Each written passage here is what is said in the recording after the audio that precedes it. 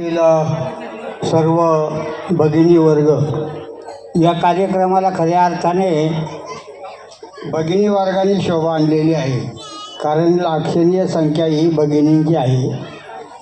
त्यामुळं प्रथमतः सर्व भगिनींचं या कार्यक्रमाच्या निमित्तानं अभिनंदन. आज या शाळेच्या विविध गुणदर्शनाचा जो मुलांचा कार्यक्रम आयोजित केलेला आहे, हा सहशालेय उपक्रमाअंतर्गत हा कार्यक्रम होत असताना मला वाटतं या गावाशी माझा संबंध एक 5-6 वर्षापासून आलेला आहे. या ठिकाणी येत असताना माझी जवळजवळ 8 दिवसांनी कदाचित भेट होत असते. 8 दिवसांनी, आणि ती पहिली भेट शेतावरून आल्यानंतर थेट शाळेत होत असते. शाळेत आल्यानंतर दोन्हीही गुरुजी या ठिकाणी कार्यरत आहेत. कधीकधी मी मुलांची आणि गुरुजींची सुद्धा परीक्षा घेत असतो. त्यामुळं खऱ्या अर्थाने या शाळेला दोन्ही गुरुजी अतिशय चांगले लाभलेले आहेत. त्यांचं कौतुक करावं तेवढं थोडं आहे. माणसाच्या जीवनामध्ये शिक्षण ही अमूल्य बाब आहे. शिक्षणाशिवाय पर्याय नाही. आणि आपल्या या आदिवासी भागामध्ये खऱ्या अर्थाने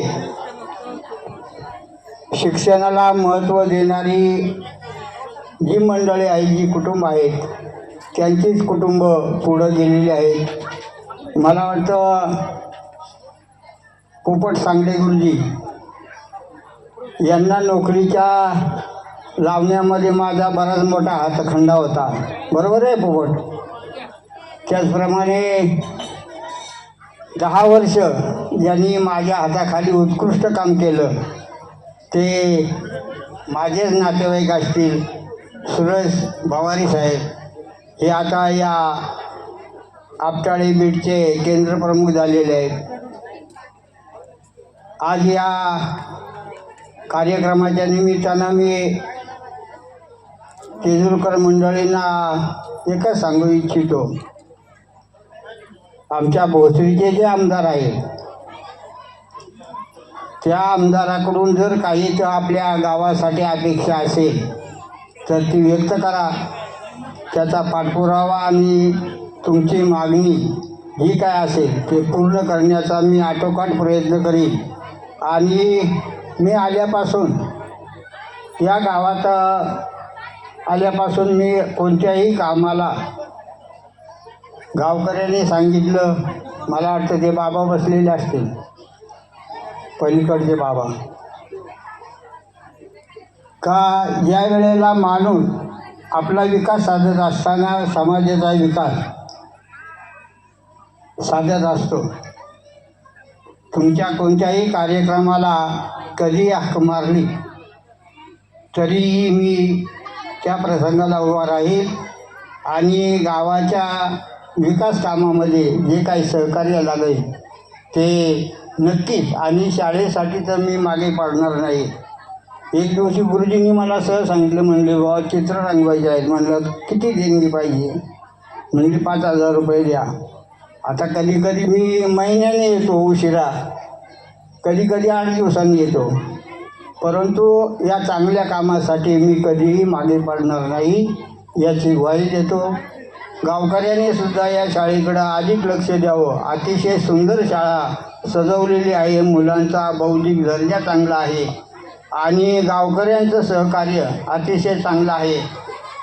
सर्व गावकऱ्यांचा या ठिकाणी मला वाटतं सत्कार झालेला आहे. काळूसेठ सगळ्यांनी गावासाठी आणि आपल्या शाळेसाठी, आपल्या समाजासाठी काम करावं एवढीच या ठिकाणी विनंती करतो. आणि या ठिकाणी मला आयोजकांनी बोलण्याची जी संधी दिली त्याबद्दल संयोजकांचे, आयोजकांचे आणि सर्व गावकऱ्यांचे या ठिकाणी आभार व्यक्त करून या ठिकाणी थांबतो. जय हिंद, जय महाराष्ट्र.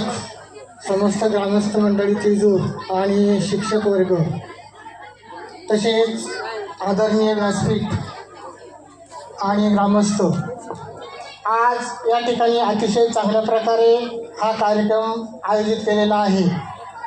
हे आज आपण समक्ष पाहत आहोत. कोणत्याही गावचा विकास जर करायचा असेल तर शून्यातून जसं विश्व निर्माण करतो त्याचप्रमाणे शाळा ही पहिली पायरी आहे. शाळेमधून लहान चिमुकल्यांचं जीवन घडत असतं आणि अशा या लहान चिमुकल्यांवर जर चांगल्या प्रकारचे संस्कार लहान वयातच केले तर ते निश्चितच पुढे गावासाठी एक महामेरू ठरू शकतात.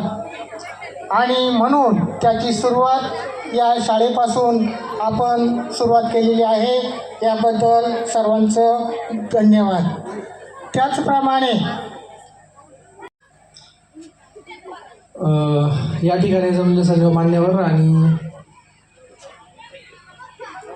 ग्रामस्थ. पहिल्यांदाच भाषण करतोय, काय बोलू शकत नाही जास्त, फक्त एवढंच पोरांना सांगणे की शिका, संघर्ष करा आणि एकत्र व्हा. बस काही कमी पडलं शिक्षणाच्या गोष्टीत कोणती गोष्ट तर संपर्क साधा, आपण पूर्ण करू, एवढंच सांगू शकतो. जय हिंद, जय महाराष्ट्र.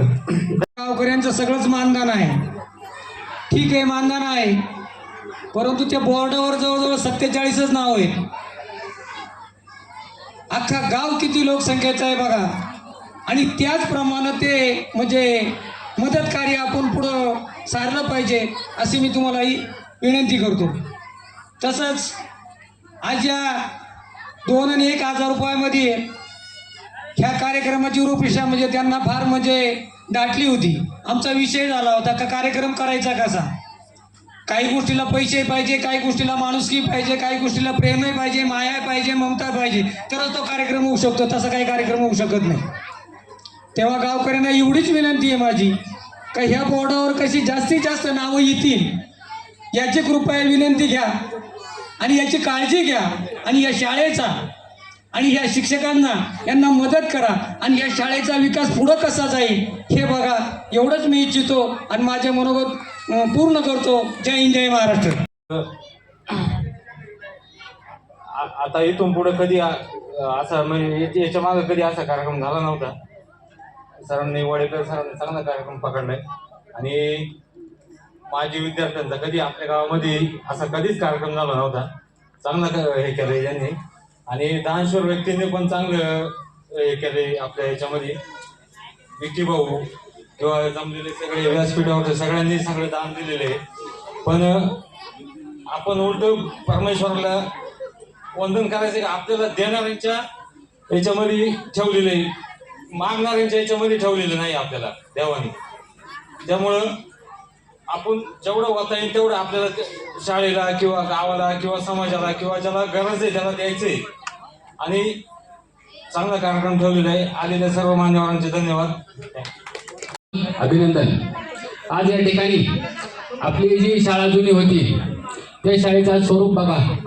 एवढं भारी स्वरूप आपल्या ग्रामस्थांच्या मदतीने आणि वडेकर सर असतील, अजून मुंडे सर असतील, यांच्या वतीनं बघा किती भारी शाळेचं काम केलेलं आहे. तरी सर्व उपस्थित ग्रामस्थांचं आणि या ठिकाणी जमलेल्या बांधवांचं हार्दिक स्वागत करतो का आपण सर्व ग्रामस्थांनी या दोन्ही पण सरांना एवढा मोठा पाठिंबा देऊन आज एवढं मोठं आपण राष्ट्र उभं करू शकतो. तर आपण सर्व ग्रामस्थ एकत्रित येऊन एवढी मोठी शाळा उभी केली. एवढी मोठी शाळा आता जवळजवळ पाहिली तर आपल्या मावळपट्ट्यामध्ये एवढी मोठी शाळा आणि एवढी चांगली शाळा कुठंच नाही. तुम्ही बघा एवढी मोठी शाळा उभी केली तर यामध्ये मागं योगदान आपल्या सरांचं आणि ग्रामस्थ मंडळीचं असतं. त्यामुळं सर्व ग्रामस्थांना विनंती असेल का जे जे काय आपल्या शाळेला कमी पडेल तरी सर्व ग्रामस्थांनी थोडी सगळ्या हाताने मदत करून आपल्या शाळेला किंवा आपल्या परिसराला थोडीशी मदत करून आपला परिसर कसा स्वच्छ होईल, कसा चांगला राहील याची सर्वांनी ग्रामस्थांनी म्हणजे दखल घ्यायला पाहिजे. का आपल्या परिसरामध्ये चांगली काय गोष्ट होते, वाईट काय होते, जे चांगलं असेल त्याच्या मागे सगळ्यांनी पाठिंबा दिला पाहिजे. एवढं बोलतो आणि थांबतो. दोन्ही सरांचं मनोगत एक नंबर, चांगलं कार्यक्रम आहे. दोघांचं पण सर्वांनी या ठिकाणी उपस्थित राहायचंय, कार्यक्रम चांगला होईल. गावातील शाळेतील मनमिळावू शिक्षक, उपस्थित सर्व पालक वर्ग आणि बंधू भगिनींनो, आता जे माझ्या वरिष्ठांनी काही काही सांगितलं ते मी ऐकलं आहे. मला त्यातून बरंच भावना व्यक्त होत आहे अंतकरणातून. आणि शाळेतील मुलं ही आहेत, ती खरंच मुले ही देवाघरची फुलं आहेत. त्यामुळे त्यांच्या आईवडिलांनी त्यांना छान जपावे एवढी अशी माझी मनपूर्ण इच्छा आहे. त्यांना छान शिक्षण द्यावे आणि मोठी पदोन्नती मिळावी अशी ईश्वरचरणी प्रार्थना करते. तसेच मला अध्यक्षपदी निवड दिल्याबद्दल आणि वेळात वेळ काढून बोलल्याबद्दल मी माझे मनापासून आभार मानते आणि मी माझे 2 शब्द संपविते. जय महाराष्ट्र.